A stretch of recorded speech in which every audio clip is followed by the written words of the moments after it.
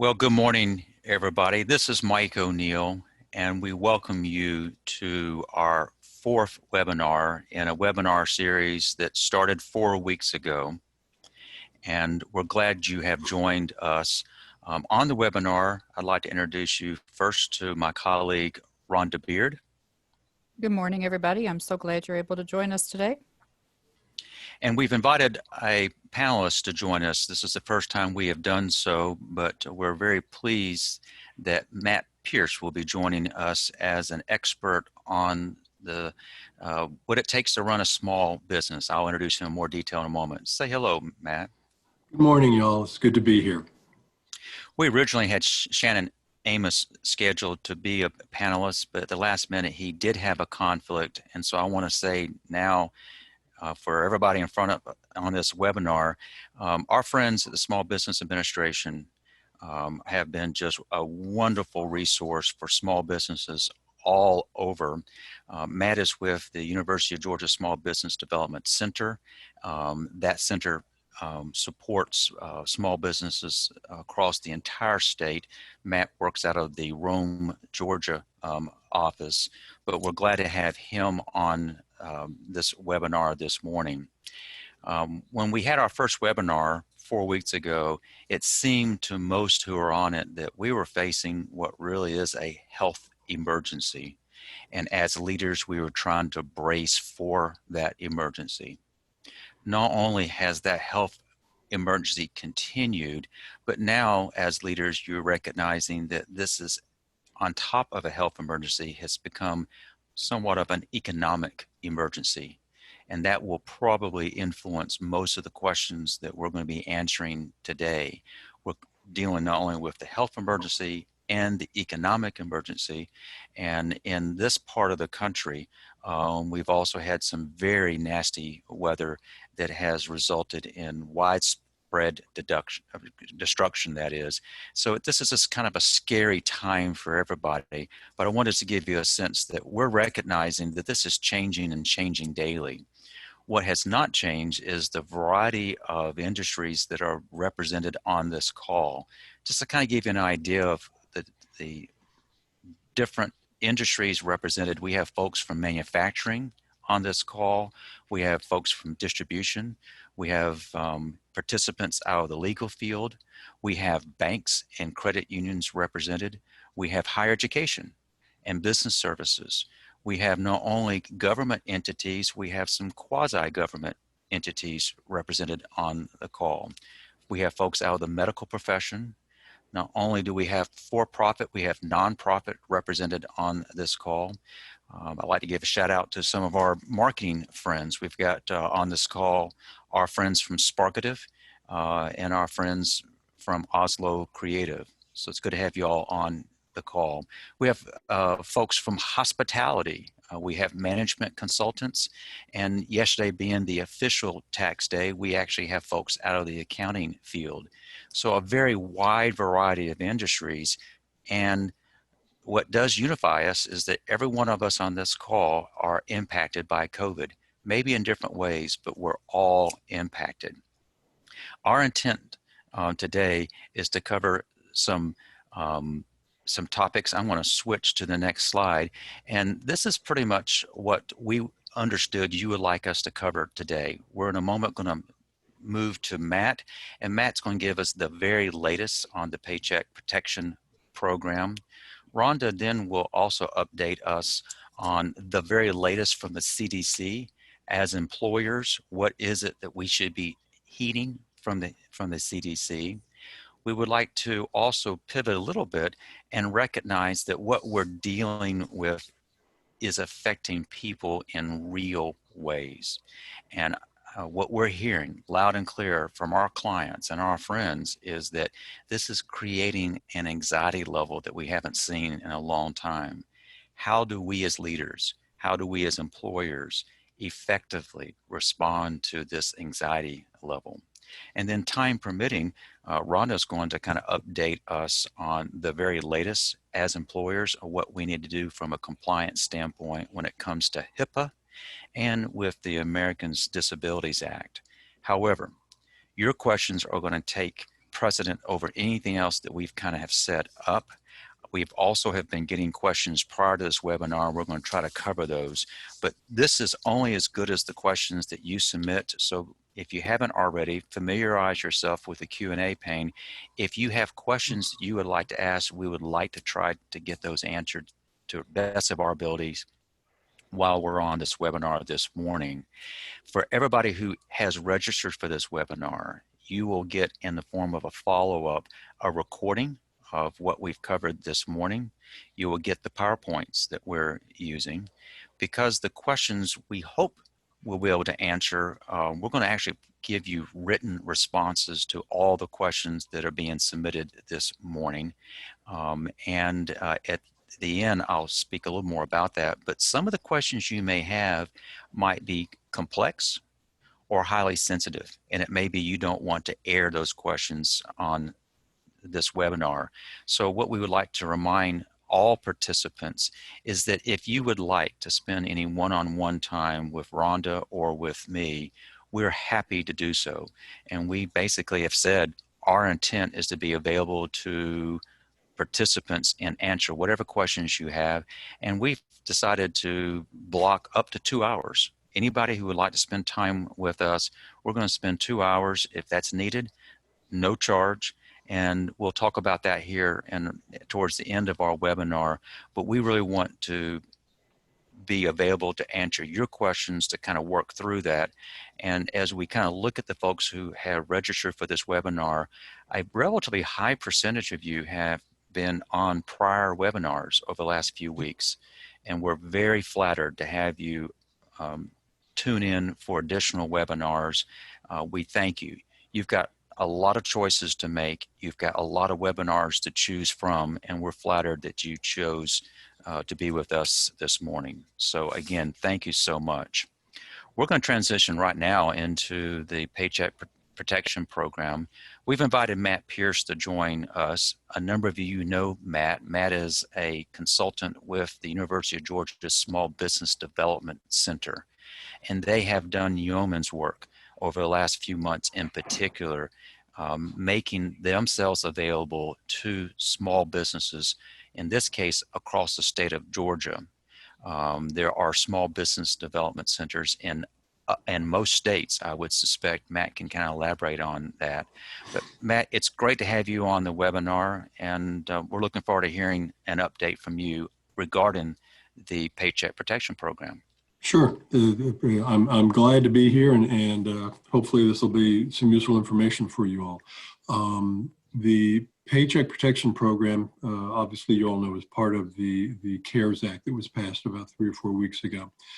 The $349 billion program, the intent of the payroll protection program, as well as the disaster loans, the EIDL, economic injury disaster loans, are to get basically cash, working capital, into the hands of business owners so that as much as possible that you can come out on the other side of this coronavirus situation and be in a position to continue to operate effectively. The Paycheck Protection Program, with the Small Business Administration funds, has a number of different loan programs, and this particular one is part of what they call their 7A program. The number 7 and the letter A is an alphabet. They have a couple of different programs, but this particular program it follows their kind of their traditional loan process, in that you apply for the loan with a bank. The big difference, I kind of refer to this as a 7A on steroids, in that the bank is getting a 100% guarantee for the loan. As it says on the screen here, eligibility 500 or fewer employees. You are applying for the loan, the PPP, with a bank. And originally, the banks were wanting to handle it with people who were clients of theirs already. That makes it quicker and easier and more efficient for them.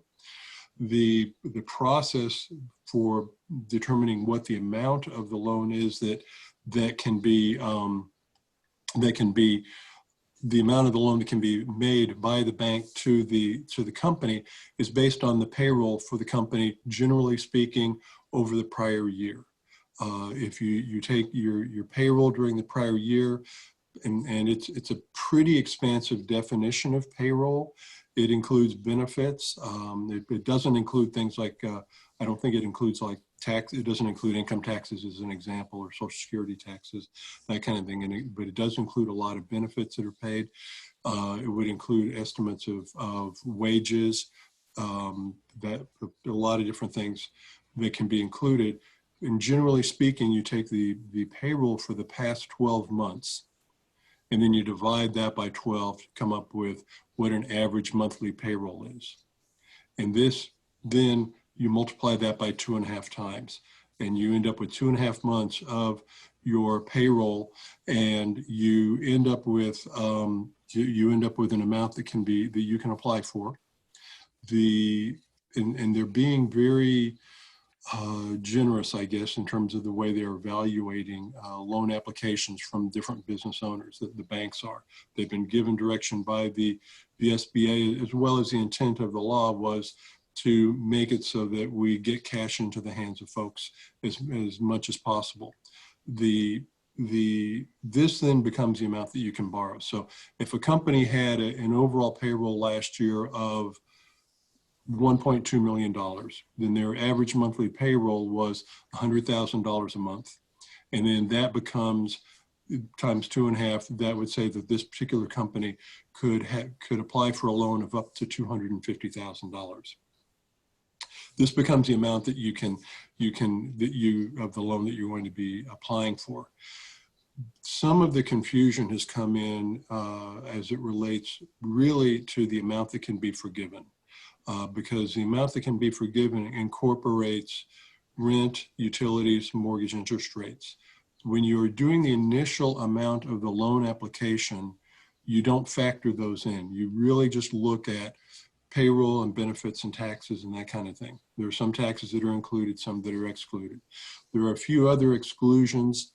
If somebody is making over $100,000 a year, then you exclude the portion of his or her compensation that exceeds $100,000. It does include tips, but you're basing the amount of the loan initially purely on 2.5 months of average payroll, generally for the last 12 months. If the company is really new, I've had one client that I'm working with, and they used the first 3 months of 2020 just because they didn't have the history from all of 2019. So they're able to do some things like that. But generally speaking, we're talking 2.5 months of pay, and that becomes a basis for what you get the loan for. So let's use my example of the company that got the $250,000 loan. So if they had applied for the loan a week ago or 2 weeks ago, and let's say they get funded on April the 20th, then beginning the following 8 weeks, then you have to, this will be the time frame that determines how much can be forgiven. And the amount that can be forgiven is what you spend, what the business spends on, as it says on the slide, payroll costs, mortgage interest, but not the principal, rent, and utilities. There are some limitations in terms of the rent, utilities, and mortgage interest cannot be more than 25% of the total. If you reduce your employment by 75% or more, that will reduce the amount that can be forgiven. So you really want to be paying attention to how you're spending the money during this 8 weeks. And it's the 8 weeks after the loan has been funded or has been originated or funded. And this is the time frame that you're really going to be focusing in on. If in this example, the company received a loan of $250,000, if they spent $50,000 on rent and utilities, and rent and utilities, and then they spent the balance of $200,000 on pay, then they've spent 80% of the total on payroll related expenses. Conceptually, everything would be potentially could be forgiven. What I've been saying to folks is, even if you don't get the entire amount forgiven, remember, you're only going to be paying a 1% interest rate. And so it's going to be on the portion that's not forgiven. So it's still going to be a very good funding for you as a business owner. But what we want to do there with those kind of things that you're considering, what we want to do is make sure that you as the business owner are really looking at this, and we've developed some spreadsheets and a few other tools that we can provide to folks that they can use to make sure that they're monitoring their costs properly. But it does get a little tricky towards, as it relates to the amount that can be forgiven. The main thing from the standpoint of the 2.5 months to keep in mind, that's based on payroll only. And then the forgiveness is where you incorporate mortgage interest, rent, and utilities. And so, those are kind of at a real high level. Those are the kinds of things that we're looking at. I'm going to touch on in addition to the Paycheck Protection Program, I just want to pivot slightly to the EIDL, the Economic Injury Disaster Loan Program. This is a program you apply directly to the SBA, and that provides you with a little bit more flexibility, but it doesn't have as much in terms of loan forgiveness and that kind of thing. But it gives you a little bit more flexibility in what you can spend the money on. If you spend the money on the payroll protection plan on things that are other than wages and then the interest and utilities, that's okay. It's just not going to get forgiven. You're not going to get in trouble for doing that, but you're just not going to get the loan forgiven, and then it'll convert to a 2-year loan at 1% interest. You will then have 6 months before you have to make the first interest, before you have to make the first payment. So you'll then be paying it off over 18 months, and you will incur it will accrue interest during that period where you're not making payments. If you want to pay it off early, that's okay. There are no prepayment penalties as well. So that's kind of an overview of it. And I guess now, Mike, do you think it makes sense to try to address a few of the specific questions we have? Why don't we do that, Matt? Okay. And because there are some other topics we're going to cover, we may not get to all of these, but we anticipated lots of questions, and we're glad we've got it come in. On our very first webinar, we introduced a lot of folks to what we didn't start calling PPP. We were calling it the Paycheck Protection Program because it had just been launched.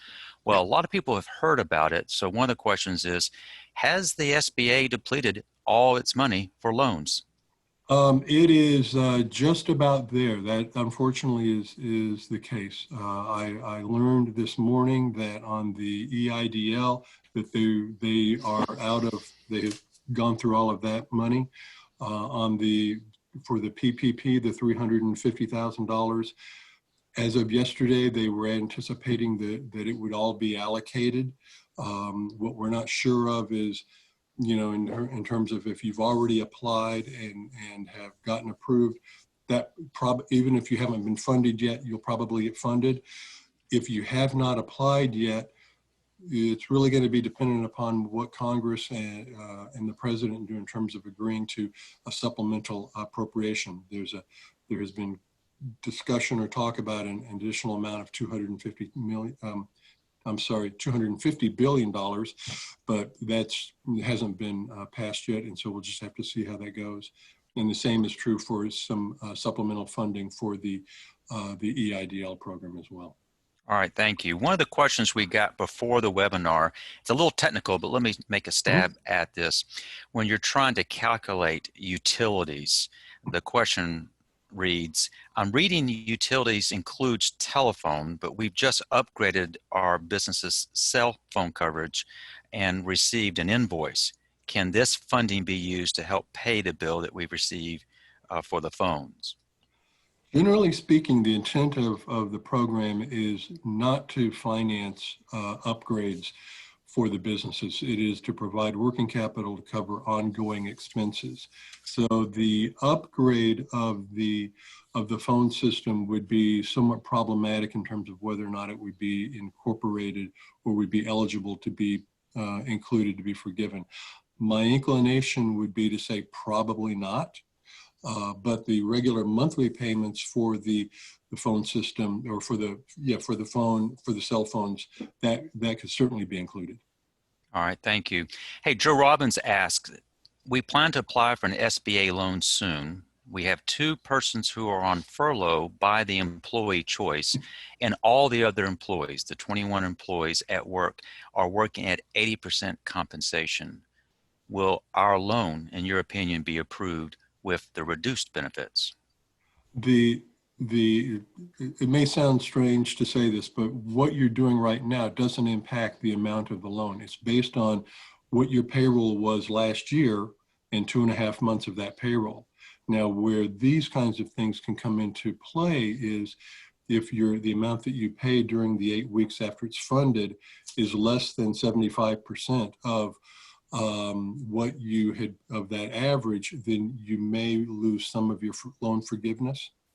And so that kind of situation would impact the loan forgiveness, but not the amount that you would apply for or be approved for.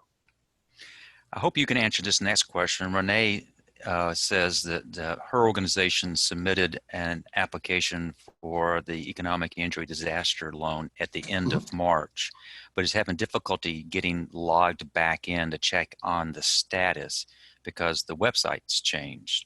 Sure. She has sent emails requesting info, but has gotten no response. Any guidance for Renee? Yeah, what I would suggest you do, there's a 1-800 number that you can call the SBA, and I would suggest you call the 1-800 number. We are here in the East Coast, and so my recommendation is that you call early in the morning. I know that the folks at the SBA are working pretty much 24/7. I'm not sure about when they are, how they are manning the phones and answering the phones. I've had folks tell me that they have called and they've been number 300 on the list, and they say, you are now number 300 in the queue. He put the phone down and went off and did some other things. About an hour later, someone picked up and he was able to get his questions answered. So I would say go ahead and make the phone call, and they should be able to tell you where you stand. Make sure you have the number, you got an application number or whatever they call it. Make sure you have that handy so that they can find you more easily. But they should be able to tell you this standard. If you've applied 2 or 3 weeks ago, you should be seeing the advanced portion come through into your checking account. I've had some of my clients tell me they've started to see that money coming through within the last few days. All right, thank you. One of our participants runs a very successful nonprofit childcare center, and she asked, if the loan that I apply for is approved, can I postpone spending this money until we reopen? The short answer is no. If you want to get the loan forgiven, you have to spend the money during the 8 weeks after it's funded.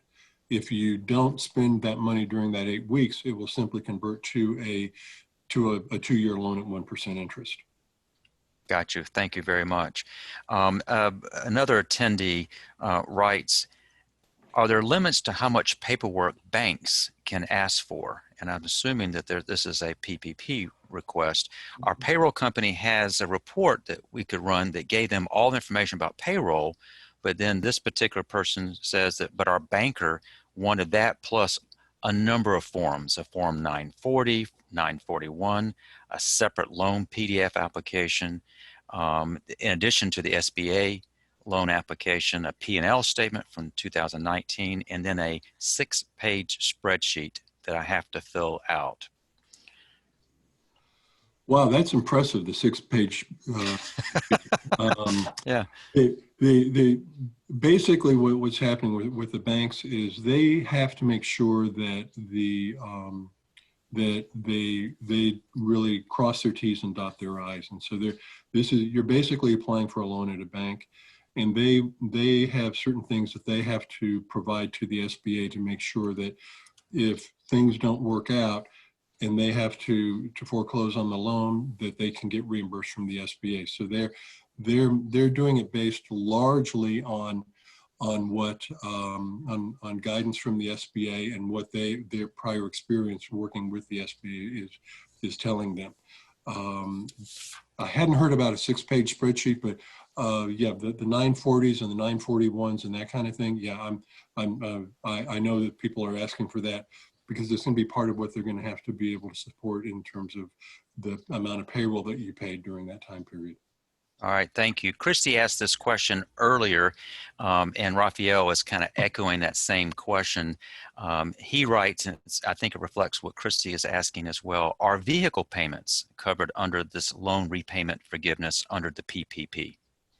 Vehicle payments? No, I don't think so.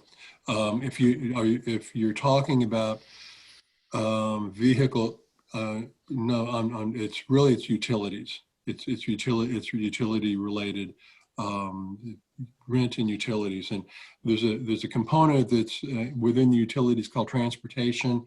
And I think that really just relates to if you have a utility bill and maybe there's and you're getting LP gas, say, delivered to your location, and they have a gas and a charge for the delivery. Maybe that's the transportation they're referring to, but generally speaking, no. Transportation and automobile costs are not going to be eligible to be forgiven. Matt, you have done yeoman's work on answering these questions. We're going to move to another topic and, time permitting, come back to answering some of these. I thought this question was a little bit creative, and that's one thing we encourage leaders to be nowadays. It reads, can I put in applications at multiple banks at one time to see who gets it done fastest and with the least hassle? Probably you could. And then and then just stop the application at the other banks. The problem will be if the SBA sees 2 or 3 applications for you at the same time, then that could create a problem in terms of them approving you. There's nothing that stops you from applying to multiple banks, but I would probably, focus on a bank that you already have a relationship with, preferably one that you already have a lending relationship with, because they already have a lot of the information that they need, and that will be a smoother process for you. All right, thank you, Matt. And thank you for these questions. Keep submitting these questions. Our intent is to come back to them and get as many of them answered while we're on this call this morning. Matt's been very generous to say, I'll stay on the line for the full hour that we set aside, so we probably will be hearing from Matt again. I'd like to, if I could now, is to shift to, this is some questions that have come up asking for an update from the CDC. Bring us up to speed, Rhonda.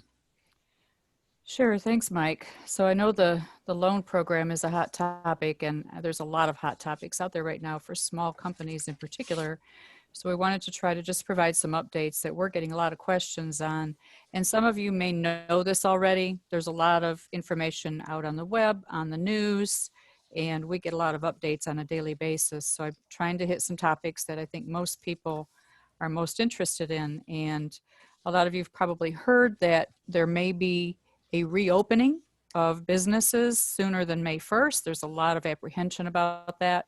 Obviously, if you're one of those businesses, you definitely want to be reopened for business.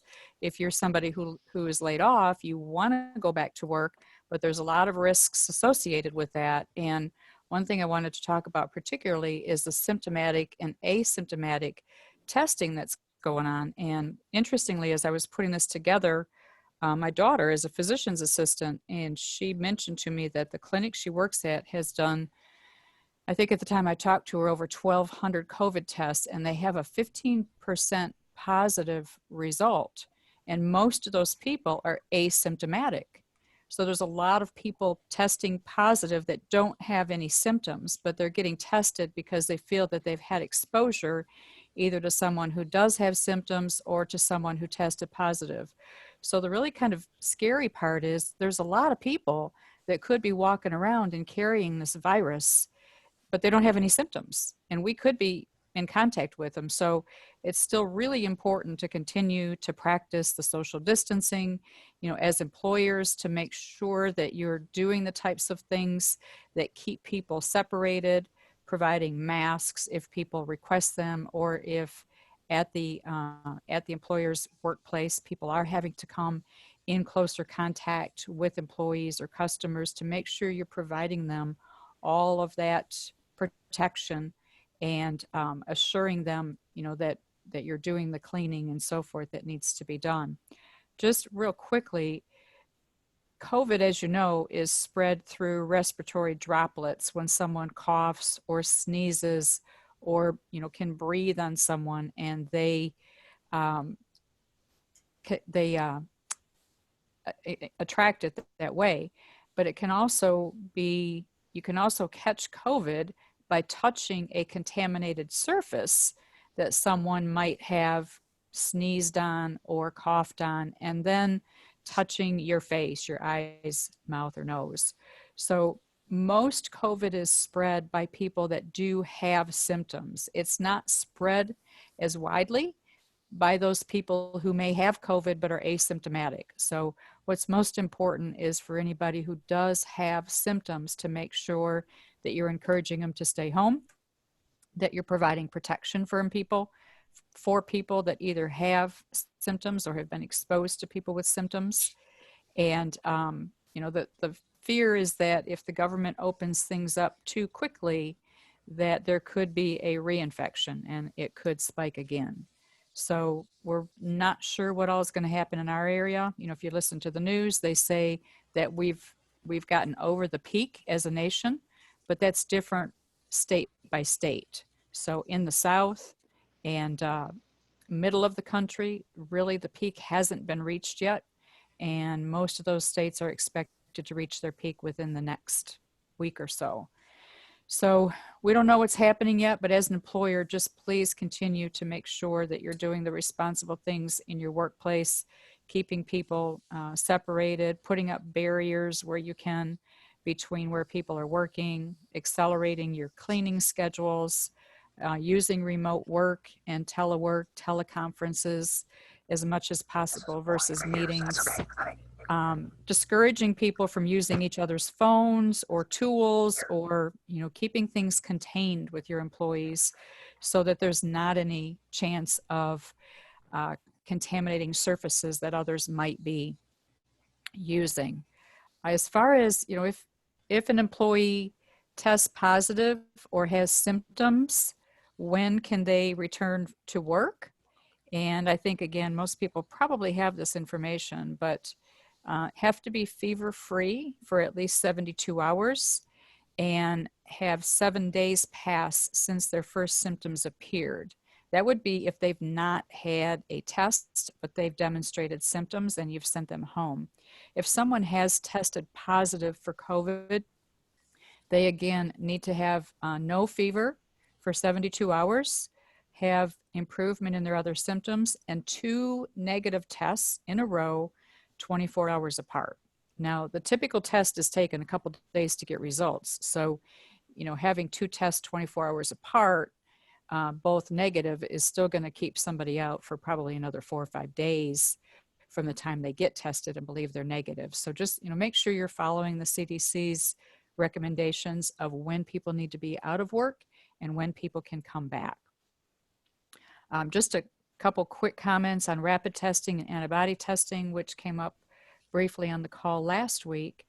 The rapid testing and antibody testing, neither one are approved by the FDA yet.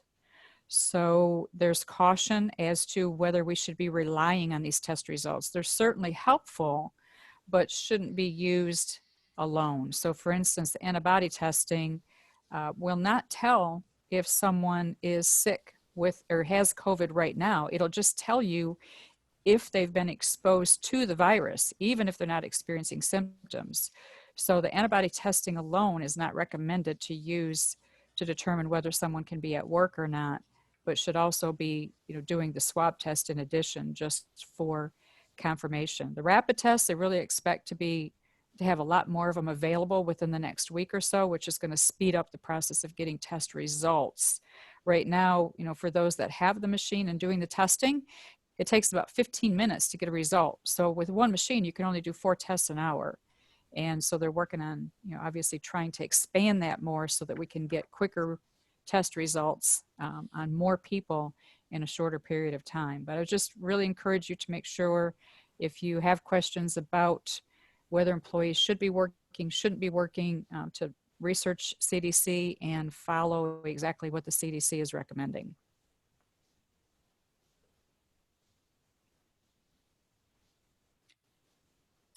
That's very helpful, Rhonda. In your opinion, what we're seeing on the news is it appears as that we're kind of peaking.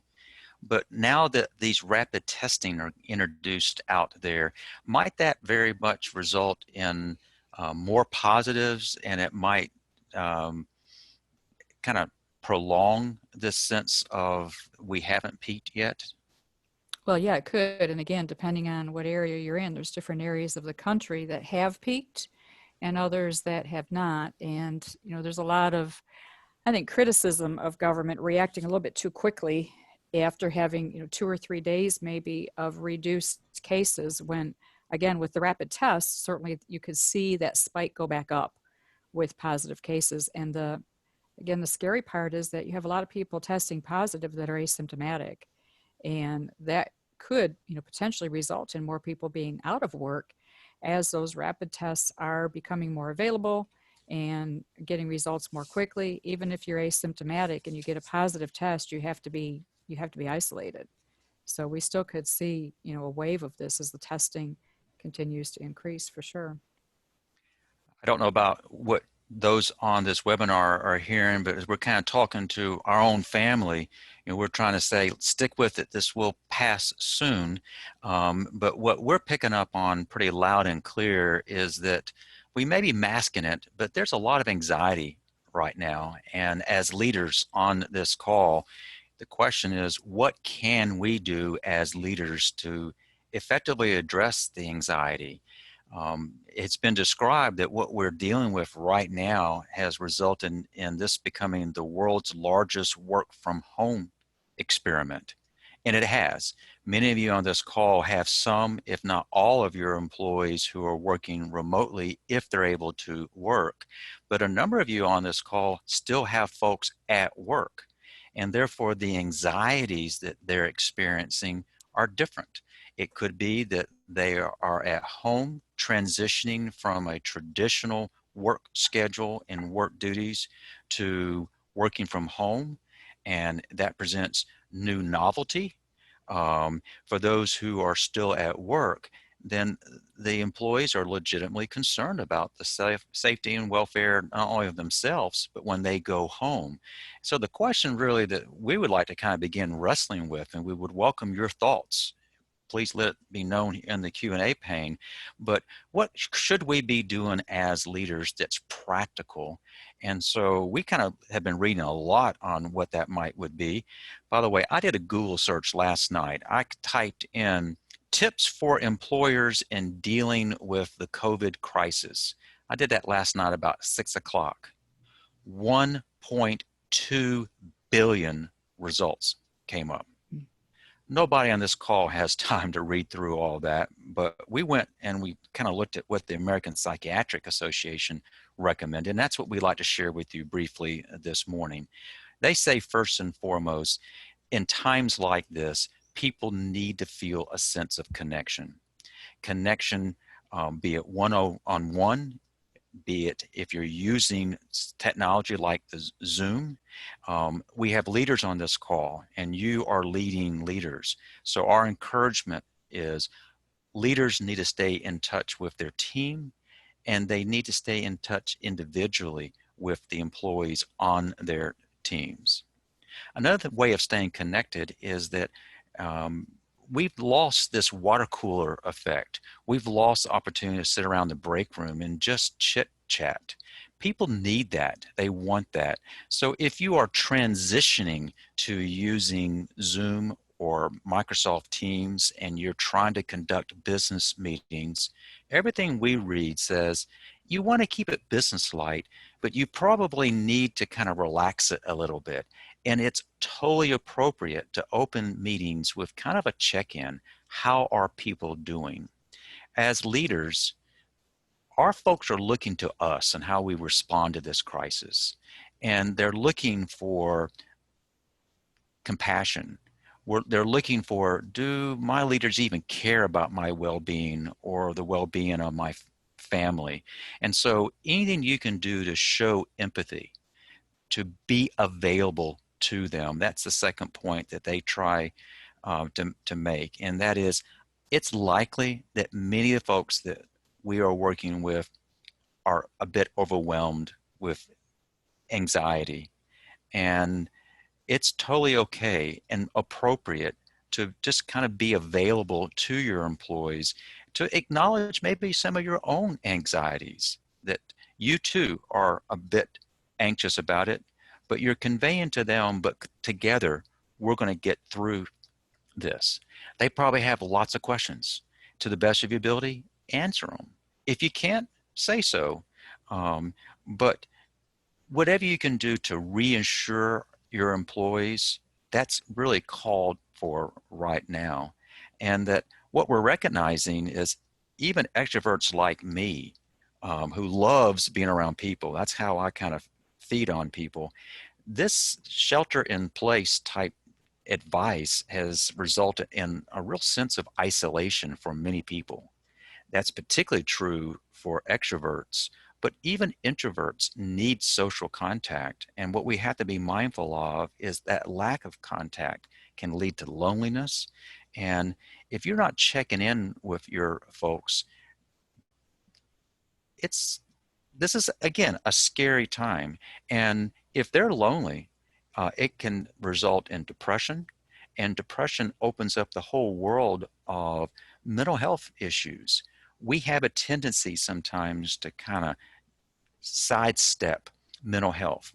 We might talk a little bit more openly about physical health issues and what our benefit plan covers, but many of you as employers offer EAP plans, employee assistance programs. This is a perfect opportunity for you to remind your employees of that availability. You've paid for it, you might as well have your employees take advantage of it. So we're encouraging you, let known what your health plan covers, let known the EAP and its availability, and the fact that it typically doesn't cost anything to tap into. And then the last point from the American Psychiatric Association is that this has resulted in a fair amount of downtime. What better time to use this, to kind of use this window to give your employees a chance to kind of sharpen up on their skills through training. Right now, most of that would be in the form of online training, but there's something about coming out of this better educated. A lot of folks have said, you know what, this is a chance for me to get in better shape, and they're outdoors walking. Some of them have resumed running. But these are some tips that the APA recommends. It's at a very, very high level. But what I hope what we're conveying to you on this call is that we can talk about PPP and the emergency injury disaster loans and the EAPs and all those alphabets, but we can't lose sight that these are employees, they have needs, and those needs are not being met as well as they normally have been, and it's led to a lot of anxiety. Own up to it, kind of lean into it, and do what you can to at least acknowledge that it's perfectly normal to be anxious at times like this. And Mike, we've had a couple more questions come in, but Christina just posted something that I think is really important to point out to people as well. Remember that there's a lot of people that have a lot of time. So there's a lot more people on social media right now. They're posting things, they may be posting things about their workplace. But she also mentions social media channels, Glassdoor, where employees can review companies, and they're definitely going to be posting things about how companies are handling this situation. I've seen a lot of people posting really positive things about how their companies are handling this situation with their employees. But there's also obviously the opportunity for employees to post negative comments. So the way you handle things right now with employees is something that's going to be remembered. It's going to be a lasting impact with them. And certainly it's going to be out there on social media. So you really need to be in tune with what's going on with employees. And I don't know if you have anything to add to that, Mike, but just remember social media is out there and everybody has access to it and everybody's using it a lot more now. I think it's a great suggestion, Christina. Thanks for pointing that out. Rhonda, one thing that we were hearing from clients and some past webinar participants is, oh man, we've got to make sure that we don't cross unnecessary lines, particularly when it comes to HIPAA and ADA. Can you quickly cover some things that you would like to share with those folks who have raised those questions? Sure. Yeah, and I'll go through this kind of quickly, and we can provide more updates in the Q&A that we follow up with. But basically, if someone's calling in sick, people are asking, what can I ask them? Can I ask them details about why they're sick? Because there certainly are some restrictions at times on how much information that you can ask of employees. But yes, you can definitely ask if they're experiencing symptoms of COVID, such as fever, chills, cough, etc., so that you know if the reason that they're calling in is COVID related or if it's something else. But just keep in mind through all this, as we talk about different things that you're dealing with employees, that you need to keep it confidential. You cannot release information about an employee's illness, whether it's COVID related or not. You cannot release information within the workplace about employees' medical conditions. You can certainly release information, for instance, to the health department. Another relationship that you may get into some details with is staffing agencies. If you're a staffing agency and you're providing temporary help to a company and one of the employees has contracted or has symptoms of COVID, you can release that information to the employer that they're working for. But other than that, you need to be very careful with information that you release about employee medical conditions.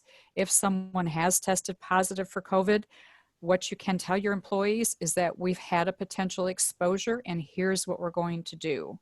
And then make sure that you follow the steps that you need to as far as, either taking people out of work, getting people tested. There's a number of steps, obviously, as an employer that you need to go through to protect your employees from exposure, but you cannot release the name of the person who's tested positive. Now, if employees have friends at work, they may know that and they might start spreading that information. If they do, I would certainly advise them, look, we really need to keep this person's medical information confidential. But just make sure that you, your management team, HR, are not disclosing that information about any employees. As far as taking employee temperatures, there's a lot of employers that are doing that. You certainly can do that. One thing to keep in mind is if you're taking temperatures of employees, whoever you have that's taking those temperatures, you're putting that person at risk of exposure. So you have to make sure if someone is taking temperatures of employees, make sure that it's a medical professional, an HR staff, environmental health and safety professional, someone who at least has some training or some knowledge of how to do that appropriately and what to do with it. The magic number is 100.4 degrees or higher.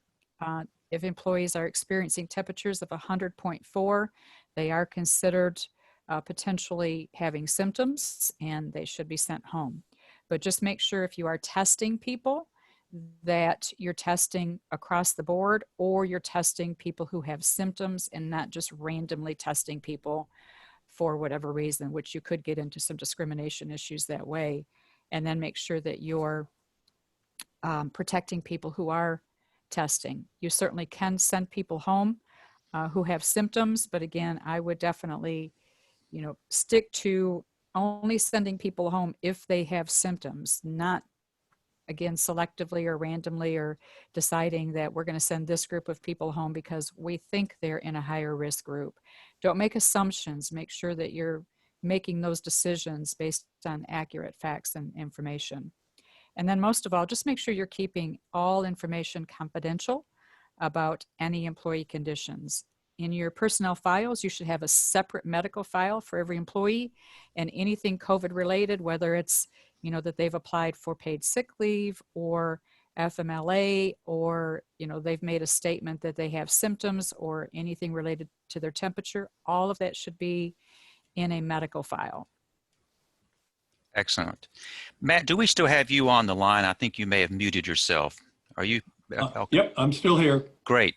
We've got about 5 or 6 minutes left. And for those who have been on this webinar before, we're kind of sticklers. We will finish on time, but I want to see if we can squeeze a few more questions in for Matt. One of the questions, this comes from Joe, and it's a little bit of a nuanced question, and that's dealing with the compensation limits for commission salespeople. Mm-hmm. You had mentioned in your comments about that $100,000 initial up to $1,000 above, but how does that factor in? If these are commission salespeople, how do you calculate that? Is it the same rule apply for a commission salesperson as it would be, say, for an exempt salary person? Yeah, if the combination of base plus commission exceeds $100,000, then for purposes of calculating the amount of the loan, the 2.5 months of average pay, you would exclude the amount of the person's compensation in excess of 100. So if somebody had a base of 50,000 and then had commissions of 70 for a total compensation of 120, then you would exclude the $20,000 in excess of the 100. Great. Another attendee asked a question dealing with a property lease, and it reads, our company pays our property lease a year in advance. If we take the PPP loan, can we use the funds towards next year's lease so that it may be forgiven? That's a good question. I'm not sure. I'm not sure. I'll have to do some research and come back on that. Okay. Just as a reminder for those who are on this call, we're not going to get to all the questions posed, but what we're going to try to do is capture those questions and to the best of our ability, get those questions answered. So you may have that answer in the follow-up packet that will go out. Let me see if I have anything else in terms of specific to the PPP.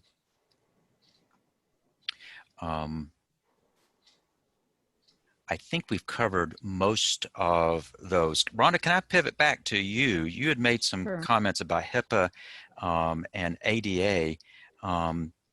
What do you do? This came in earlier. If you got an employee who's exhibiting flu-like symptoms but refuses to leave the workplace? Well, certainly if someone has symptoms of COVID, which are flu-like symptoms, you definitely can require an employee to leave the workplace. So, hopefully you'll be able to talk to them and help them to understand the risk that they're putting others at by being there. Certainly, I know there's people that won't want to leave if it means they're not going to get paid. And so that does pose a problem. If you have the ability to pay someone if they're not working, that would be a suggestion, and allow them to be home with pay. And that would alleviate probably some of their anxieties about that. And hopefully it won't get to this, but if you need to, if you need to get to the point to let them know that you're requiring them to leave and they won't, that you may have to call, law enforcement or security to escort them off the premises. I hope you don't have to get to that point, but you can if you need to. But again, make sure that you're following kind of the standard rules with CDC as far as they have symptoms, they've exhibited symptoms, they are a risk in the workplace, and that's why you're sending them home. Again, I think if you can pay them, that will alleviate some of that anxiety with people having to go home. All right, that's very helpful. Tyler sent an email to us right before the webinar started, and it deals with unemployment clarification. And we're probably not going to have time to get to your question on the webinar, but Tyler, we will answer that to the best of our ability in the Q&A. So we haven't forgot about you. We just kind of about run out of time on this.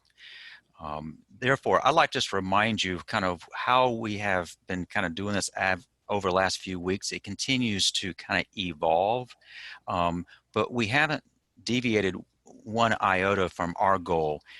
These webinar Q&A sessions are designed for you, and the questions you're asking us are what's driving the topics that we will cover next time. Because the response has been as strong as it is, we are committing to continue to do this as long as it's adding meaning to those who are registering for the webinar. And that being said, we will likely be sending an invitation to attend our next webinar.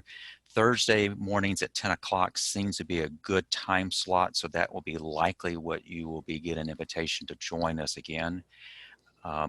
We're very flattered by the number of folks who are on this webinar who have been on every single one.